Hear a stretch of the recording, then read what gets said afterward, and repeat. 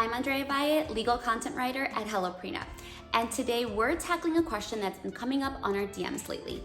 Can you sign a prenup after marriage? Well, let's cut to the chase. The short answer is no. However, there is another contract called a postnuptial agreement that you may sign after getting married. Although there are some similarities, there's definitely a lot of differences. So let's dive in. So what exactly is a postnuptial agreement? Well, simply put, it is a marital agreement that defines how assets, among other things, will be divided between spouses in the event of a divorce. Now, the main difference between a prenup and a postnup is that a postnup is signed during marriage, whereas a prenup must be signed before getting married. So you may be wondering, which one is better? Should I get a prenup or should I get a postnup? Well, great question.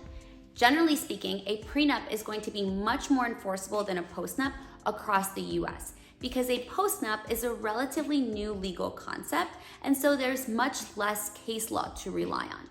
Whereas a prenup is much more widely accepted as it is a decades-old contract. There are other drawbacks to getting a postnup. For example, in some states, if you've already acquired joint property during the marriage, dividing it via postnup is going to be way more challenging. I mean, your spouse is probably going to be less likely to waive their rights to something that they've already obtained. All right, so let's circle back to the million-dollar question. Why on earth do people get postnups? Well, one of the big reasons, and brace yourself, it's a big one, changes in circumstances. I mean, life is unpredictable, right? What if you hit the jackpot, start a thriving business, or stumble upon a treasure chest of money ever since tying the knot? A postnup can ensure that your assets and your debts are divided just the way you want them to.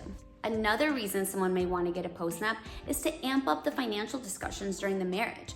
We've all heard that money can be a big point of contention during a marriage, and having a clear-cut agreement around your assets and your debts may actually avoid a lot of those disagreements and disputes. Finally, one of the most common reasons why people end up getting a postnup is that they simply miss the deadline to get a prenup.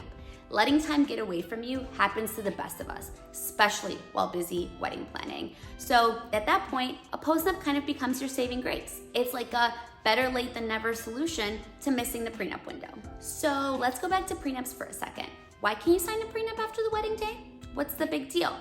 Well, by definition, a prenuptial agreement is an agreement that you enter into before marriage, hence the word prenuptial. It ensures that both parties are entering into a marriage fully understanding their financial circumstances and how their finances are going to be divided in the case of a divorce. If it's not signed before the wedding day, it is not an enforceable prenuptial agreement. In summary, a prenup must be signed before your wedding day.